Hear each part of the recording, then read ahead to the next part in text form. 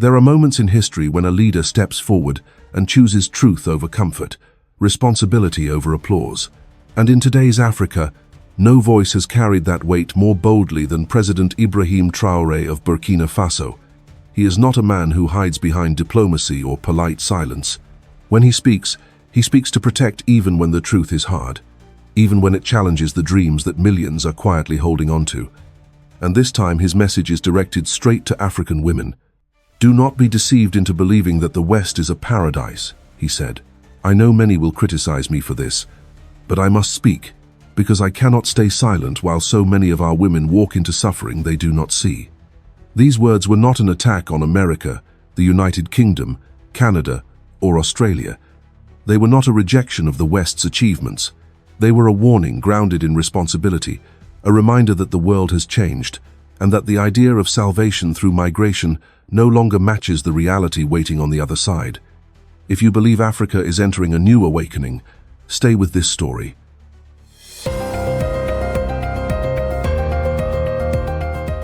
When President Ibrahim Traoré delivered his warning, he did so at a moment when Africa and the West were moving in opposite directions. Across the continent, more young women were preparing to leave their home countries than ever before. And at the exact same time, Western nations were entering one of their most difficult economic and social periods in recent decades. It was a collision of desperation and illusion, and Traoré knew someone had to say it out loud. From 2023 through 2025, migration statistics from multiple African regions showed a clear trend. Women were increasingly becoming the majority of new applicants seeking relocation to the United States, the United Kingdom, Canada, and Australia. The reason was simple but painful. Many felt suffocated by a life with too few choices, too little protection, and too much uncertainty. For them, the West represented not luxury but escape.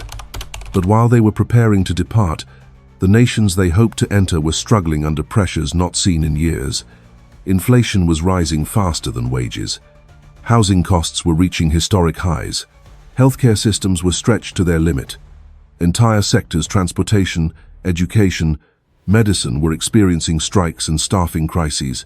Families who had lived in these countries for generations were finding it harder to survive, harder to plan, harder to dream. This was the silent truth that many outside the West did not see, and it was the truth Traoré felt responsible to speak. He understood the psychology of migration. He understood how fear and hope can combine into a dangerous belief that anywhere is better than here. But he also understood the reality awaiting many African women once they arrived. The exhaustion, the isolation, the cultural shock, the financial traps, and the emotional toll that almost no one warns them about. His message then was not political, it was human. He wanted African women to know that the West they imagine is not the West that exists today, and that leaving home without understanding this could lead them into a life even more painful than the one they were trying to escape. A truth many would rather ignore, a truth he refused to soften. And with that truth, the larger story begins, a story far more complex than simple dreams of migration. But this is only the surface of a much deeper reality that few have dared to confront. For many African women, the thought of leaving home does not begin with ambition. It begins with exhaustion, the quiet, heavy kind that settles into a person after years of fighting battles no one sees. President Ibrahim Traoré understood this deeply. Before he confronted the illusion of Western paradise, he first acknowledged the very real pain that pushes women to consider leaving their home countries in the first place.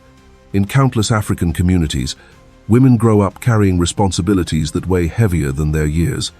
Tradition often demands silence, obedience, and sacrifice. Opportunities for education or stable employment are limited. Safety is not always guaranteed.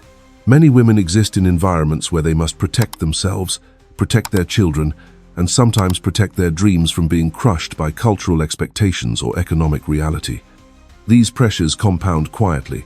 A girl learns early to lower her voice. A mother learns to endure hunger so her children can eat. A wife learns that her labor is expected, but her ambitions are optional. And over time, a seed begins to grow inside many women. A belief that happiness must exist somewhere else, anywhere else, as long as it is far from the life they already know. By the time they reach adulthood, this seed has often become a simple but dangerous idea. If I can just get out of here, everything will be better. Traoré pointed out that this belief, though understandable, is exactly what puts women at risk. Desperation creates vulnerability. Vulnerability creates illusions, and illusions make the promises of Western life appear brighter than they truly are. He warned that painful circumstances at home can turn migration into a fantasy, a shining exit door that looks like freedom, but may lead to a different kind of captivity. For many women, the West becomes not a destination, but an escape route from poverty, instability, or loneliness. And when a person is running from suffering, they rarely stop to question what they might be running into. This is why Traoré spoke with such intensity. He was not dismissing the hardships African women face. He was acknowledging them loudly, so that no one could accuse him of ignoring the truth.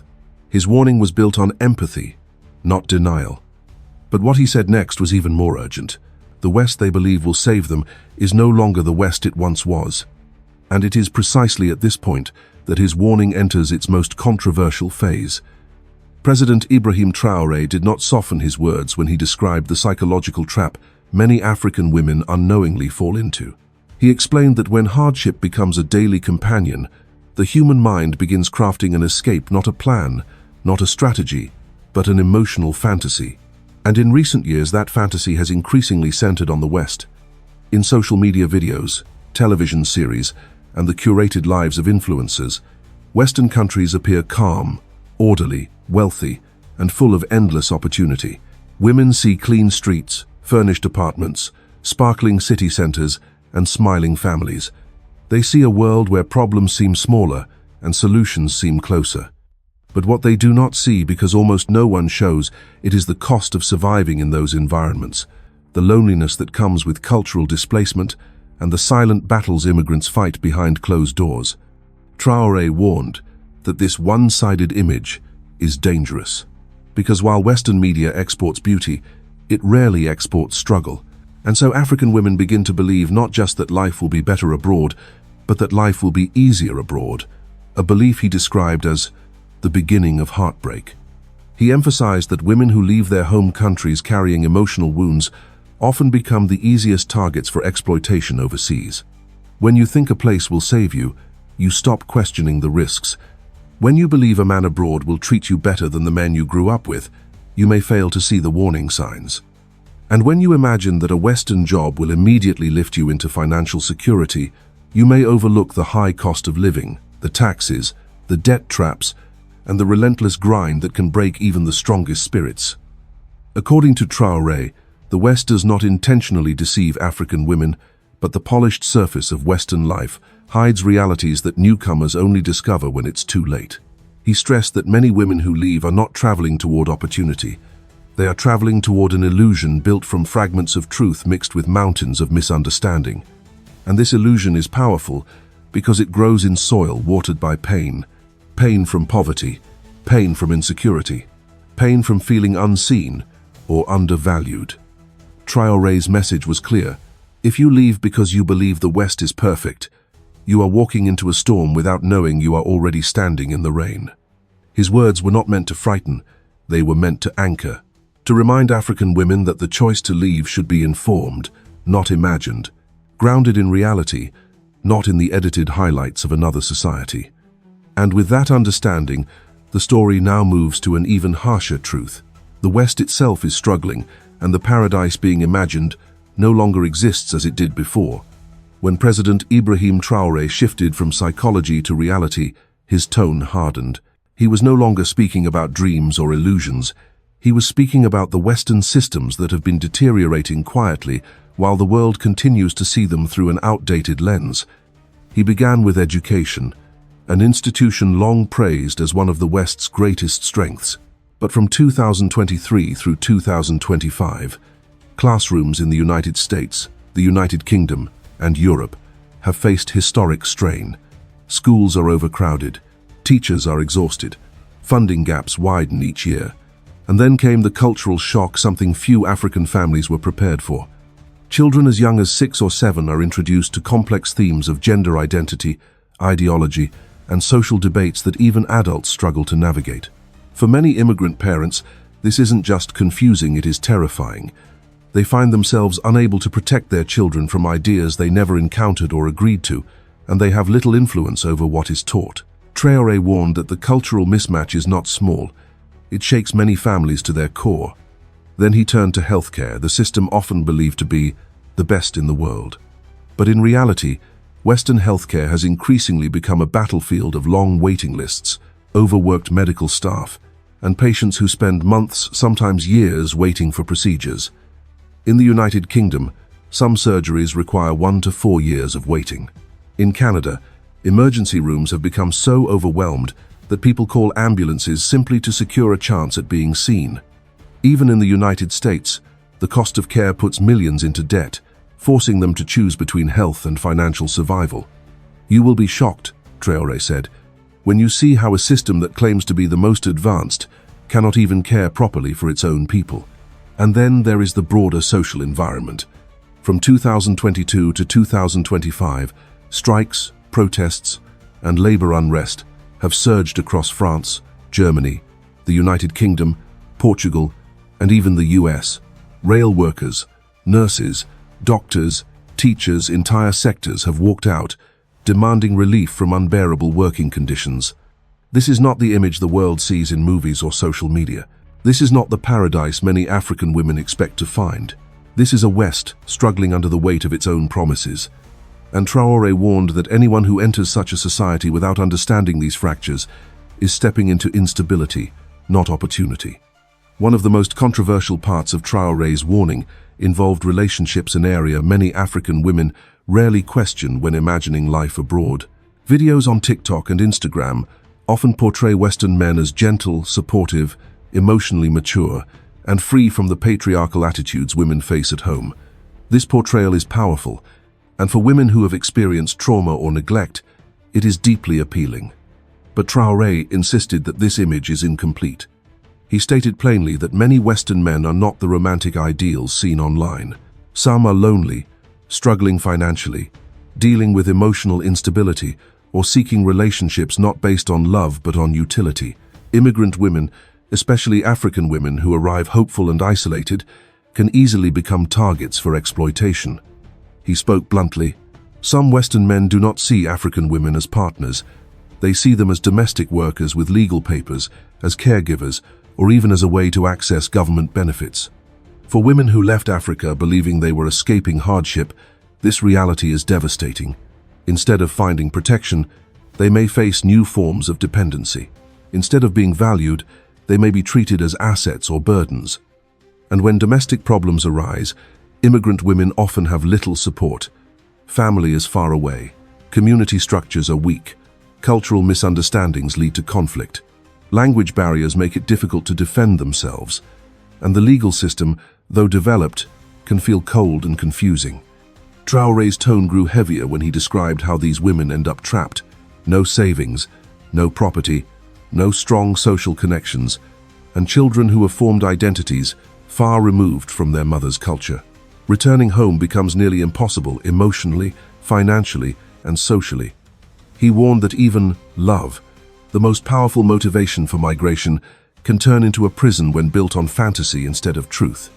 And all of this unfolds while another dramatic shift takes place. Western citizens themselves are leaving their own countries in growing numbers, a reversal that exposes the depth of Western decline. As President Ibrahim Traoré expanded on his warning, he pointed to a phenomenon that many Africans rarely consider: a quiet exodus happening inside the West itself. While African women are risking everything to enter the United States, the United Kingdom, Canada, and Australia, millions of Western citizens have been moving in the opposite direction. It is a reversal that reveals far more about the state of the West than any political speech could. In the United Kingdom, families have been relocating to Australia and New Zealand in search of better weather, lower crime, and more affordable living. In the United States, a growing number of professionals, doctors, engineers, entrepreneurs have started leaving for the United Arab Emirates, Saudi Arabia, and Qatar, drawn by safer cities, tax advantages, and stronger job markets. Across Europe, thousands of retirees and remote workers are moving to Africa itself, to South Africa, Kenya, Rwanda, Namibia, because life there feels more stable and more financially realistic. The narrative that everyone wants to move west is no longer true. The world has changed dramatically. Traoré asked a question that stung with uncomfortable honesty. If the people who know the West best are leaving it, why do African women believe their salvation lies there? It is a question Western journalists seldom address, because acknowledging it would undermine decades of messaging about Western superiority. But statistics tell a different story. Western societies are aging. Their infrastructures are overburdened. Their job markets are contracting. Their cost of living is rising far faster than their wages. And their social systems, once models of stability, are weakening under the weight of global crises.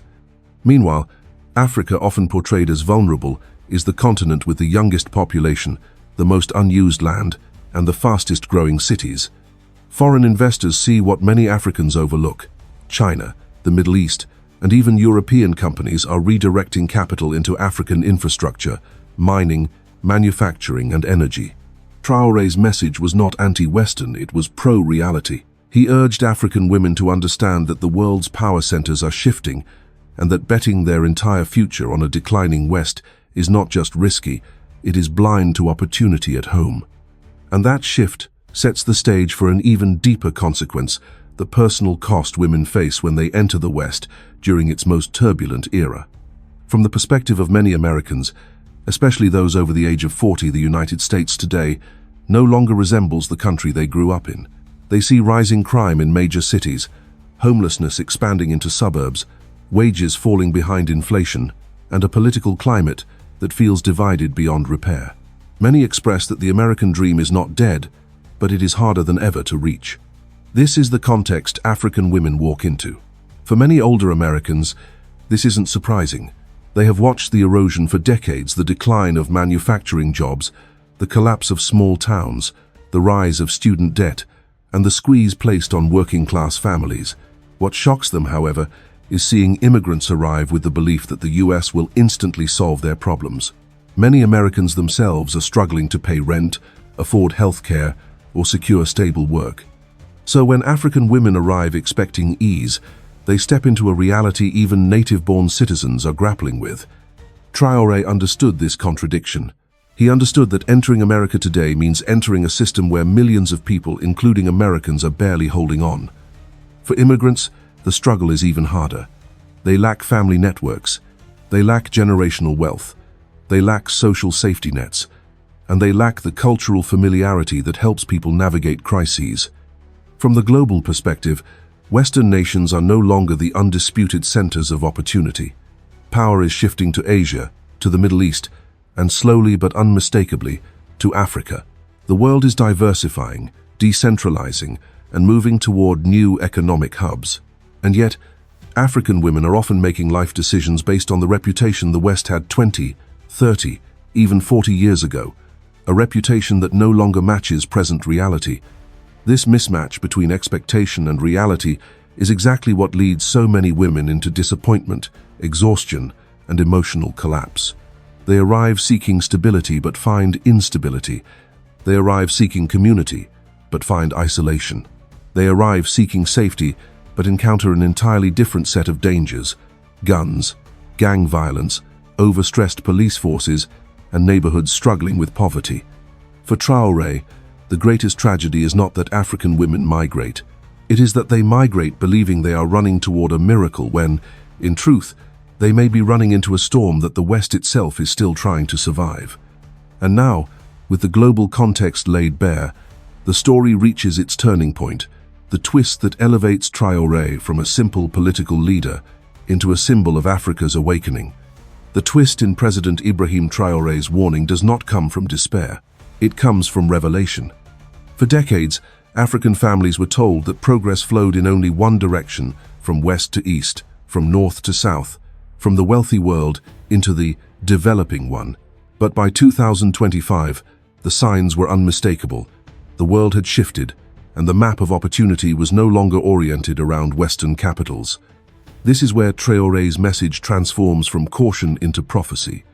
He explained that while African women are running toward the West is quietly turning its eyes toward Africa, not out of charity, but out of necessity.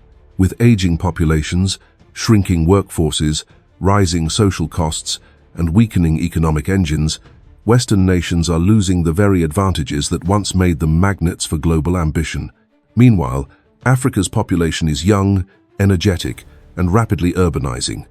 Its land is fertile, its mineral reserves essential to the world's technology boom, and its markets are expanding faster than almost anywhere else on Earth. In other words, the future is no longer happening away from Africa, it is happening inside Africa. China saw it early. The Middle East sees it now.